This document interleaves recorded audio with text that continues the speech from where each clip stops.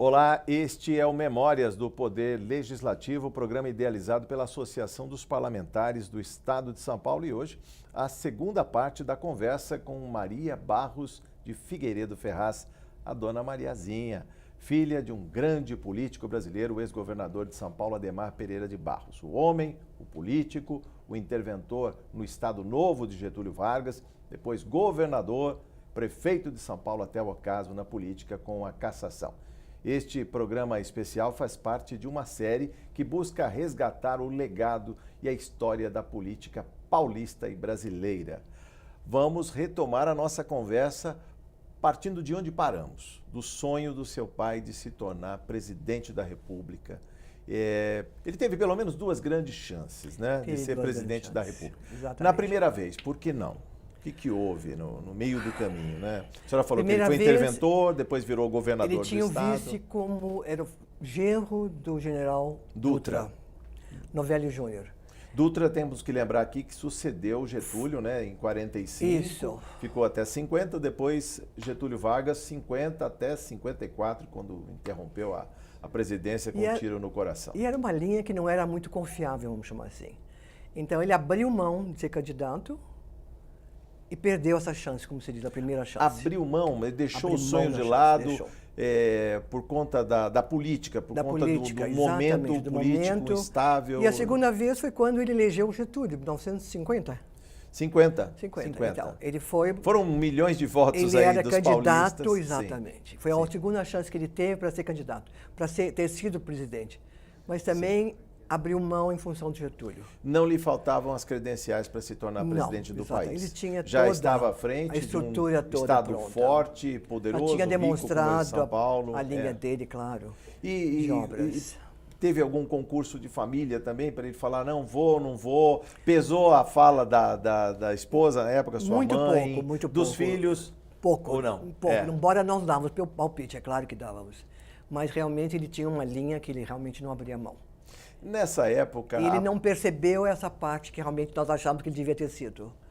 Foi o contrário. Na época, a política, digamos assim, aquela do fio do bigode ainda falava mais alto, as pessoas davam a palavra, empenhavam a palavra e sim, claro. Essa que era a grande diferença. Era outro mundo, era outra política. Era outro fazer política? Era outra maneira de fazer. Não tinha nada que ver.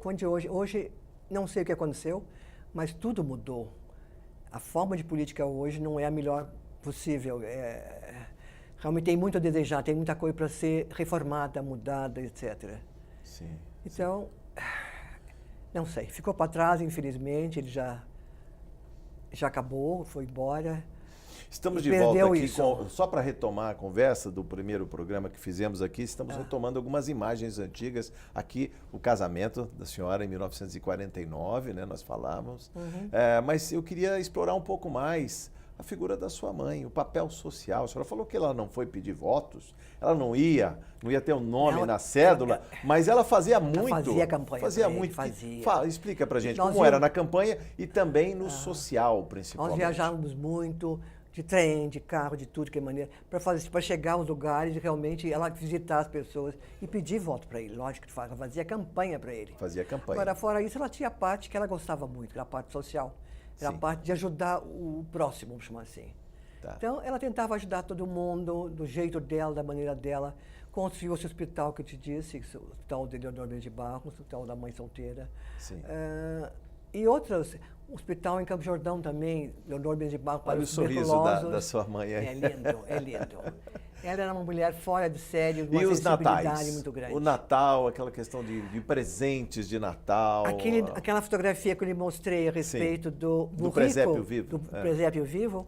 Então, ela geralmente atribuía 100 mil, 200 mil pacotes para a população mais pobre. Então, todo Natal era uma coisa, era obrigação, já era isso que ela fazia. A figura hoje, né, da pessoa que cuida do social, a primeira-dama, né? Ela deu um up, né? Levantou a questão do cargo, ela né? Foi muito ativa em todo sentido. Ela realmente abraçou a história mesmo como primeira-dama. E serviu também de modelo, de paradigma para muitas outras mulheres, esposas de políticos. Eu digo isso porque, como ela visitava o interior, ela encontrava também as mulheres dos prefeitos, dos vereadores, criava esse diálogo franco e aberto, falava do papel da mulher, inclusive, sim, lógico. na política. Mas ela sempre foi aquela linha reservada. Nunca entrou em política e não tinha interesse pela política de jeito nenhum. Só acompanhava e ajudava. Como nós fazíamos. Como nós fazíamos na época. A senhora se arrepende de não ter ingressado na política? Fala para mim. Não, eu não me arrependo nem um pouco. Não. Política. Bom, também com o pai político, governador, quase presidente da República. Com o marido, deputado. Também. E com um filho que tentou uma vez. Filho, exatamente. Parou. Falei, pelo amor de Deus. Então, quer dizer... Com cunhados, né? Cunhado A cunhada foi ministra, né? Cunhada foi ministra da Educação. Esther de Figueiredo Ferraz, ministra da Educação. Exatamente. Tá. E o cunhado, prefeito de São Paulo, aliás. E o cunhado, prefeito de São Paulo. Emblemático prefeito de São Paulo também, né? Isso. Figueiredo Ferraz. Que pensou, né, a questão da grande metrópole. Olhou grande, né? Viu o metrô, as grandes avenidas, né? A mudança que São Paulo teve foi muito grande. Em todo sentido.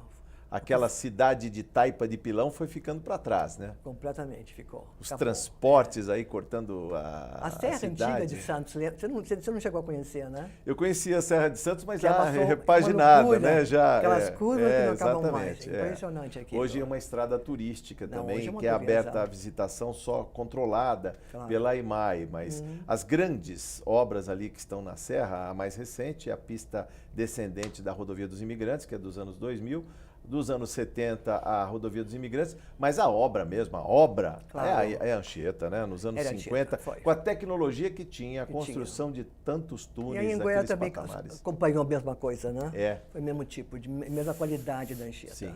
A senhora falou da Anhanguera. A Anhanguera também tem o mesmo... E está aí até hoje, hein? Até hoje. Até hoje. O sistema... não era asfalto, não era concreto. Concreto, né? Ali era para durar a vida toda, né? Era para durar a vida toda. Está durando. Era uma visão também que se tinha de obras perenes, de coisas foi construído em 38, 39, 40, quer dizer, é muito tempo. Sim. E vai para frente, é só dar uma pequena ajeitada que ela vai. Muitas dessas aí foram depois mais refeitas, recentemente duplicadas, né? Aumentadas, com novas obras de arte, se pode falar túneis, viadutos, pontes. E tem coisas, por exemplo, que eu aprendi sobre meu pai, por exemplo, que eu não sabia. Por exemplo, tipo Pacaembu, eu não sabia. Mas houve o início do Pacaembu, mas só foi ele que realmente incrementou e que terminou e fez a obra. O conjunto do Pacaembu. O conjunto do Pacaembu. Que é um clube, né? Na verdade, as piscinas ali no fundo, além do estádio, que foi repaginado ao longo do tempo. Nos anos 70 recebeu o tal do tobogã lá, tiraram a concha acústica. A senhora lembra da concha acústica? Lembro disso, lógico. A concha acústica no Pacaembu. O que mais teve? Fora isso. Agora, minha mãe não parava em ajuda de pessoas isoladas, pessoas que precisavam de alguma coisa, fora dos hospitais, quer dizer, ela sempre, era o dia a dia dela. Ela tinha uma secretária que ajudava, ela estava sempre visitando pessoas que precisavam. Então, ela deu muito tempo da vida dela inteira, praticamente, para isso. Sim. Era dela, fazia parte dela, né? Sim. Então, quer dizer, ela foi uma companheira fora de série, realmente. Também visitas internacionais, autoridades que vinham ao Brasil, que eram recepcionadas no Palácio. A senhora lembra disso aí? Tinha uma fotografia muito boa, pena que eu não trouxe. Era meu pai e minha mãe com a Faradiba e o Shah do Irã. Shah do Irã. O Irã. Que era persa na época. Que hoje é persa, exatamente. Era persa. O Irã, que coisa.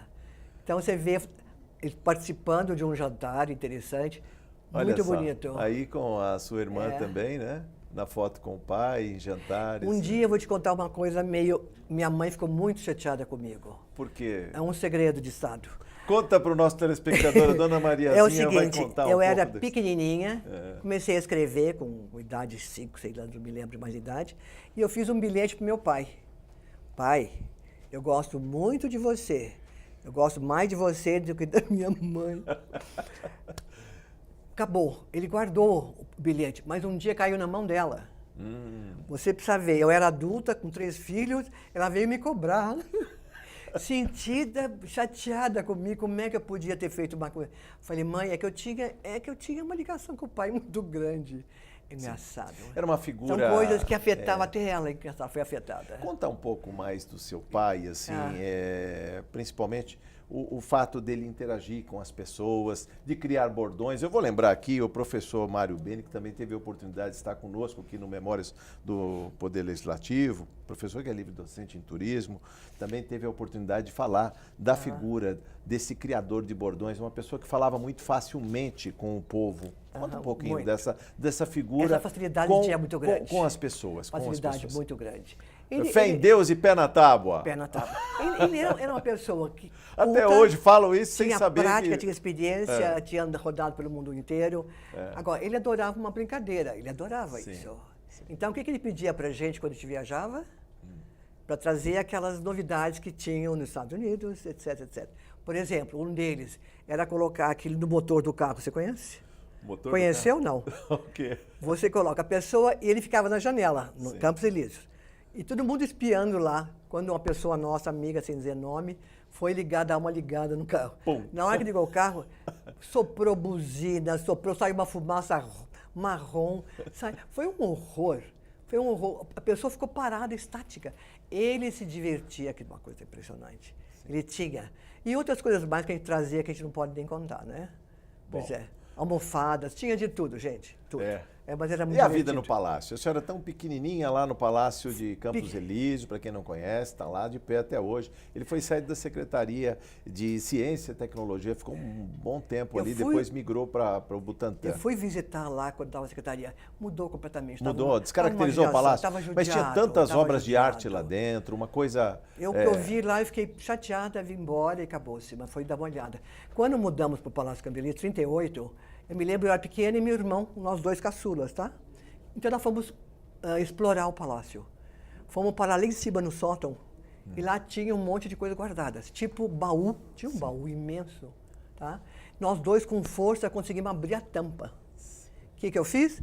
Entrei dentro. Ah, não. Lógico. Entrei dentro e ele fechou, tá? Bem, aí ele não conseguia sozinho abrir a tampa. E o ar ali não dava muita coisa. Que agonia, né? Eu só dizia, chama alguém, pede socorro. Que coisa, né? E ali eu fiquei um bom tempo até me acharem outra vez. Isso foi a inauguração, a chegada no palácio. Sim. Então a gente vivia na garagem, tinha uma garagem muito grande. Então você tinha como é que chama? Aquela máquina que subia carro, descia carro. Os elevadores. O pessoal me arrumava bonitinha, saía bonitinha, arrumada, branco, tudo arrumadinha. Sim. Eu subia nisso aí onde tinha graxa. Quer dizer, então nós éramos crianças, não tinha jeito. E como era essa São Paulo na época? A gente está falando de um bairro, né? O Campos Elíseos era o melhor, já foi o melhor de São Paulo, seguramente. Isso, hoje nem tanto, E chegou um ponto que ele não conseguia trabalhar mais, de tanto movimento que tinha, tanta gente, por ser uma parte muito central ali, no palácio. Então, daí que veio o caso do Palácio...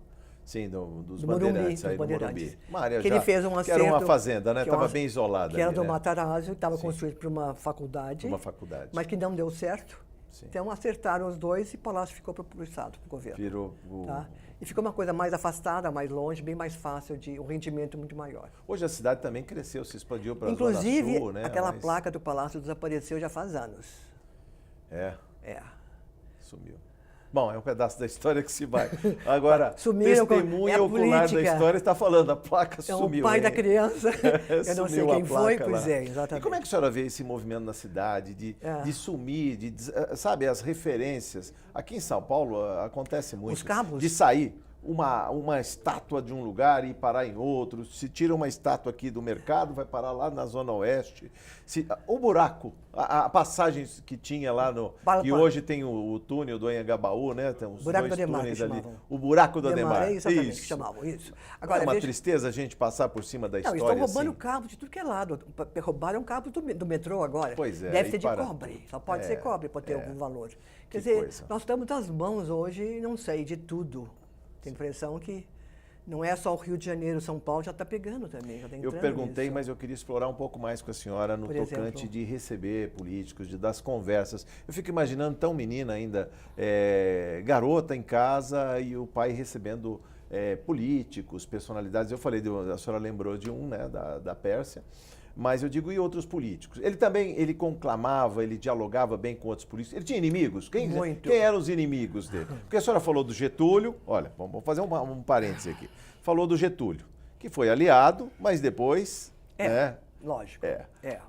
Os militares, a senhora já lembrou aqui também. Ele apoiou, né, o golpe em 64 e tal, mas depois foi caçado. Todos foram caçados. Todos foram caçados. Juscelino, todos Lacerda, foram caçados, Ademar, é bom todos, lembrar isso. Todos foram caçados. Os filhos da Revolução realmente foram absorvidos, né?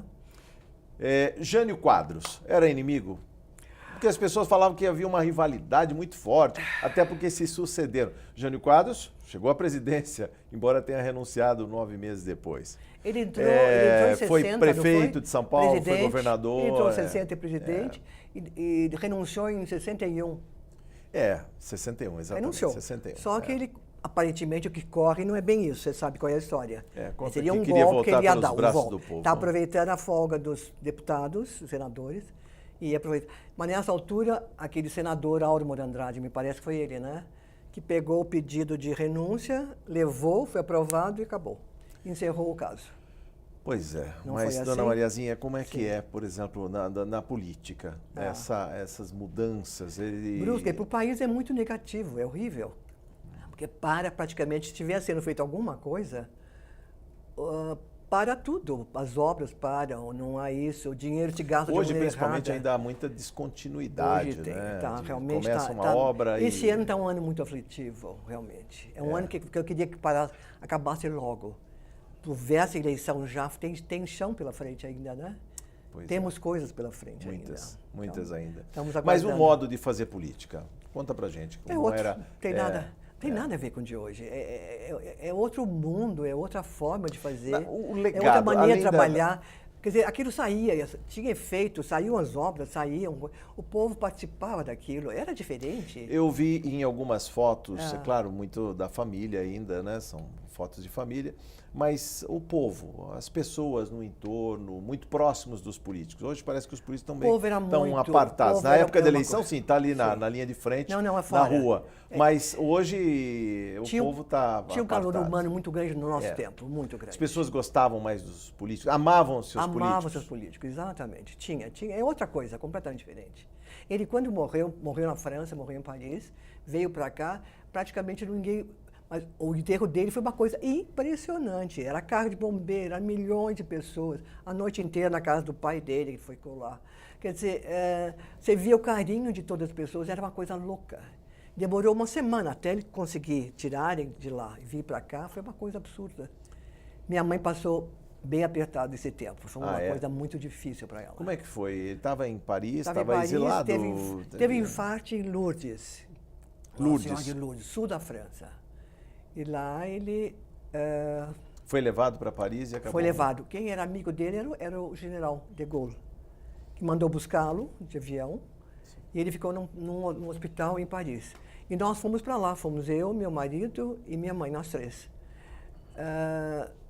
Meu irmão nos avisou, claro. Pegamos um trem, que era um trem interessantíssimo, fomos até Lourdes. Era um trem onde tem aqueles 6 leitos, conhece? Nunca entrou num, eu entrei. Não. Então, ficamos nós três aqui, você dorme já com frio danado, era o mês de fevereiro, né? E chegamos em Lourdes, e tinha acabado de sair, já tinham levado ele para Paris. Aí voltamos para Paris. Ficamos lá 40 dias. Saímos num sábado, ele faleceu 48 horas depois. Sim. Eu cheguei aqui... A senhora chegou a conversar com ele? Não. Ele não tinha condições. Eu falava com ele mentalmente, tá?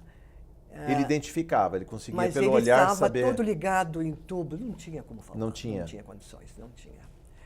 E ficamos lá 40 dias e resolvemos voltar porque aparentemente o médico disse, ele está tendo uma pequena melhora, aquela famosa pequena melhora que tem. E viemos embora, nem bem saímos, no dia seguinte, de madrugada, me avisaram, meu irmão me avisou, ele ficou. Ele morreu sozinho. Morreu sozinho? Mas morreu, veja bem, ele ficou livre da família, a família estava segurando ele. Essa que foi a questão, né? Sim. Isso acontece muito hoje em dia, o pessoal não percebe, mas é isso. O amor, o carinho segura, a pessoa não se liberta. É uma coisa. Ele morreu triste com os rumos do Brasil, da política que ele ajudou a construir porque ao longo de décadas. Ele que Claro, foi governador, claro, foi com interventor, certeza, depois porque- governador, Porque, prefeito. veja bem, ele, como é que se diz? Ele Desencantado com a política de alguma desencantado maneira. com a política, exatamente. Não era o ponto aquilo que ele chegou. imaginava. Ele tinha um amor pela política, é uma coisa, é um vício danado, eu acho, né? É uma coisa impressionante a política. Agora, a política boa, positiva. Agora ele não Mas mesmo esperava assim, você mais, tem inclusive decepção ele sempre. pode ter apoiado o golpe nos primeiros tempos, com Castelo Branco, mas o que falar, por exemplo, daquele momento? A gente tinha outros grandes nomes também, Juscelino Kubitschek Sim, se foi credenciava ótimo, foi para as ótimo eleições de governador e 65. presidente. Olha, veio o golpe em 64, mas se imaginava que o poder seria devolvido aos civis Não. em 66. Eu acho que Exatamente. muitos políticos de Foi isso o músculo, né, de acerto que estatura... os militares fizeram realmente, foi isso o acerto. Só que no meio do caminho a coisa virou. A coisa mudou um pouco.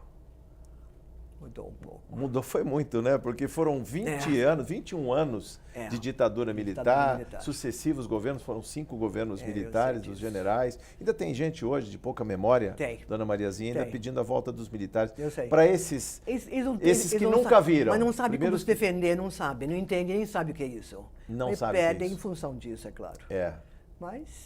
Mas o não- que falar para esses que, em vez de polir a imagem dos políticos, Tentar- abraçar, nós estamos num regime democrático. tentar acertar mais, olhar bem mais seus candidatos, escolher melhor, tem a impressão que é por aí, não? E mais escolas, mais alfabetização. O pessoal tem que saber mais Essa é coisas. uma luta do seu pai. Isso é que básico. Muitas escolas Isso é o foram básico do inauguradas. Brasil. O Brasil não tem. Nós estamos tendo essa luta muito grande. É o básico de tudo, de uma formação de uma nação. Não tem como. Sem educação a gente não vai a Não lugar tem, nenhum. então não né? vai a lugar nenhum.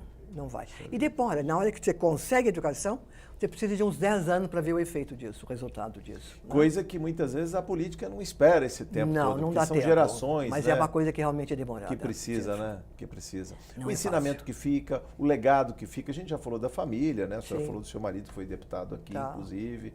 Mas o que falar para essa nova geração, principalmente alguns aí que têm os discursos nas redes sociais, que inclusive semeiam o ódio, Eu sei. semeiam a divisão, é disso. nós contra eles, Eu sei. tudo mais. Tendo E não como farol um homem que compunha, que chamava para o diálogo, que sabia que o campo da política é esse, é do contraditório, é do debate das ideias, não das pessoas, não é para Claro, sair lógico. para as vias de fato, né? E não leva a nada, né? Essa linha não leva a lugar nenhum. Quer dizer, é ouvir, é entender, é observar, tentar escolher melhor, tentar ter mais paciência com tudo e aprender mais, principalmente, né? Porque realmente pessoas que falta muita coisa ainda, né? É por aí, nossa linha.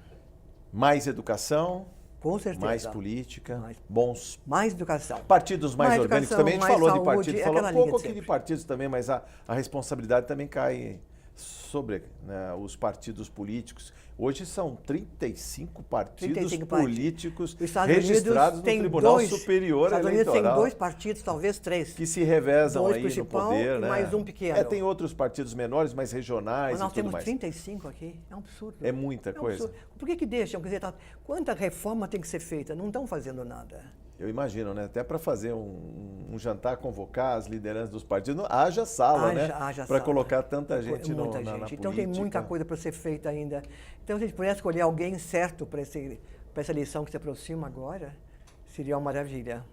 É o que todos queremos. Estamos O que faltou tentando- dizer? Suas considerações finais, depois desse banho de memória e de história da família, qual é a parte assim mais bacana que a gente pode falar de ir buscar 50 anos atrás? Olha o esforço que nós fizemos O Brasil aqui, hein? precisa de mais, não só educação, mais paz, mais sossego, porque é um país tão maravilhoso, tão completo em tudo, que não tem por que passar desse jeito. Nós estamos com um problema muito sério aqui dentro. E em relação ao resto do mundo, eles estão impressionados. Prenderem um presidente é uma coisa absurda, nunca vi isso. E um homem conhecido já pelo mundo inteiro, né? E que saiu com 80% de aprovação. Quando Né? saiu. Hoje não acredito que esteja com 80. Ah, não. Não deve estar mais. Pois Dizem que está em 30, talvez em 20, não se sabe. É uma questão de aguardar e esperar os acontecimentos agora, o que vem vindo pela frente. Tá? Muito obrigado por sua entrevista. Obrigada a você, Volte Jorge, mais se vezes. Deus É um quiser. prazer conversar com a senhora Também foi um aqui, prazer viu? muito grande meu também. Muito obrigado. Obrigada. O Memórias do Poder Legislativo, programa idealizado pela Associação dos Parlamentares do Estado de São Paulo, fica por aqui. Muito obrigado por sua audiência e até o próximo programa.